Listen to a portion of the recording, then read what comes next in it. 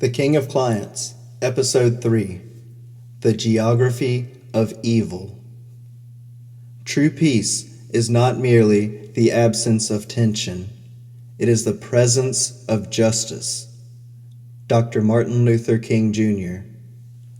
Welcome back to The King of Clients. I'm your host, Brian Johnson. In our first two episodes, we confronted the legal failures, the 11 years of FBI indifference, and the dangerously structured dam, the Non-Prosecution Agreement that granted immunity to an entire network. But the corruption we investigate was not just theoretical, confined to the language of court filings. It was physical.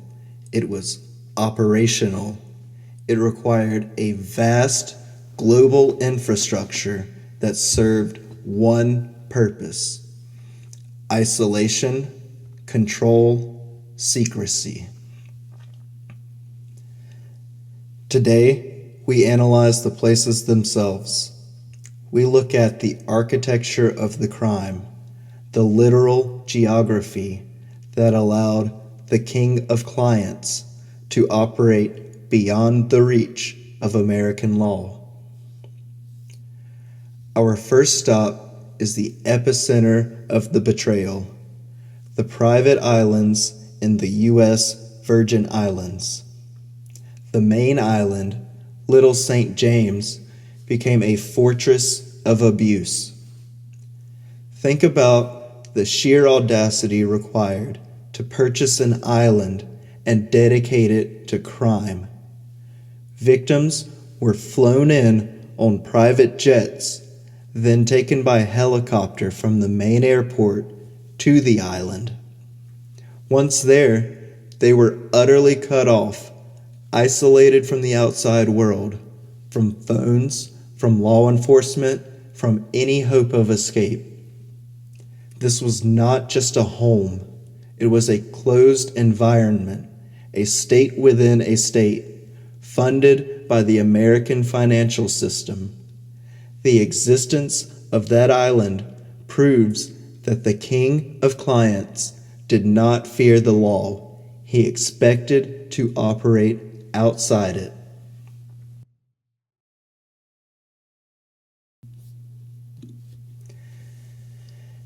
Next, we examine the network's command center, the colossal 7-story mansion on the Upper East Side of Manhattan. This location proves the crime was not just a remote incident, but a deeply embedded operation at the heart of America's financial capital. This was no ordinary residence. It was consistently described at the time as one of the largest private homes in Manhattan, a sprawling 7-story castle commanding an entire block. But the story of its ownership speaks volumes about Epstein's place in the elite. He did not buy this mansion through normal means. It was transferred to him by his former close associate, the billionaire Leslie Wexner. It was a spectacular example of elite patronage, a gift of gargantuan physical space that Epstein did not earn but was simply handed.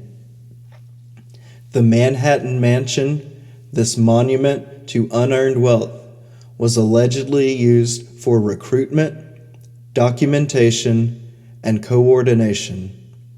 It was here, in the shadow of American power and wealth, that documents, child abuse images, and an intricate video surveillance system were later found in an FBI raid. The mansion served as the sophisticated home base for the scheme, the place where the power was consolidated before the victims were shipped off to isolation. The existence of this home in this city shows that this abuse was operating in the light of day, shielded by its own sheer audacity and the unshakable loyalty of the super wealthy.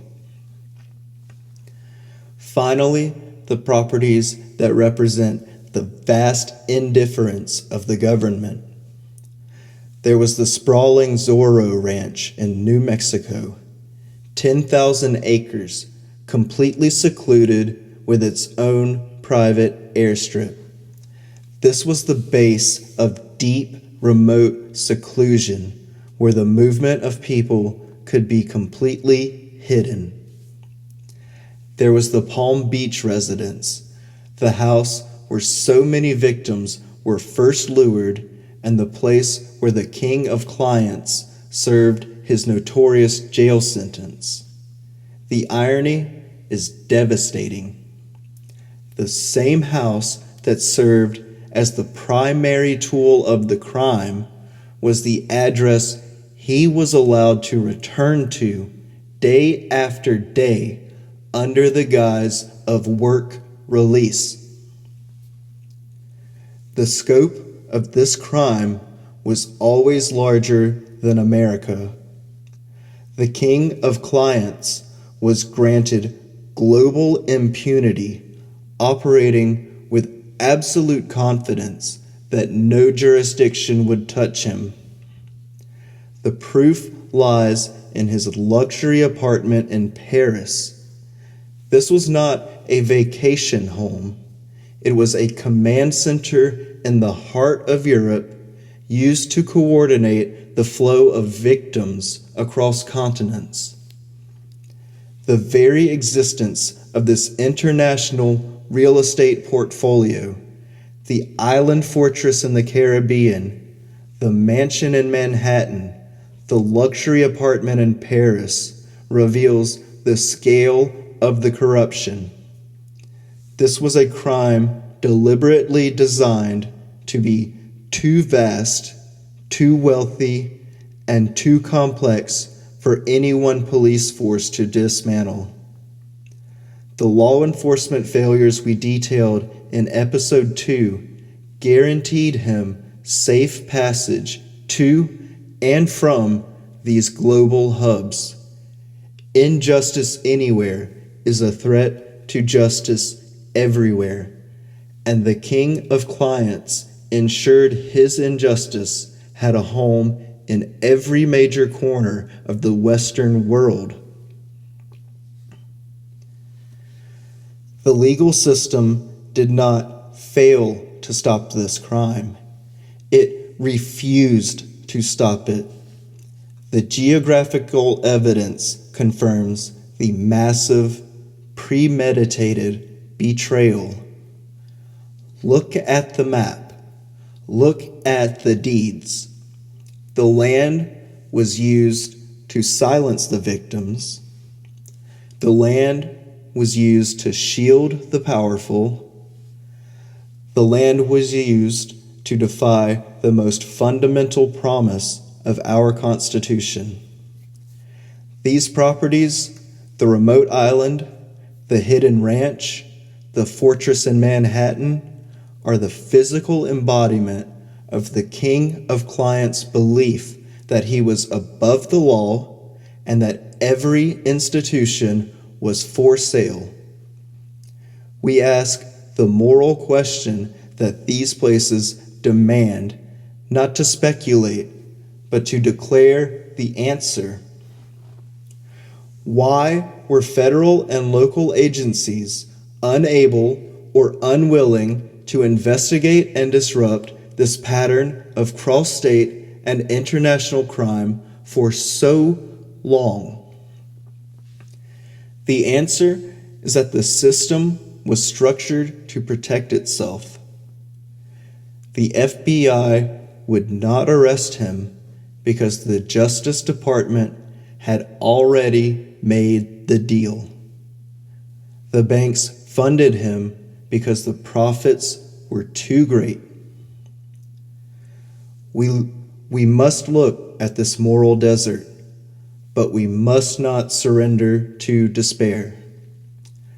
Dr. King reminded us, the arc of the moral universe is long, but it bends toward justice.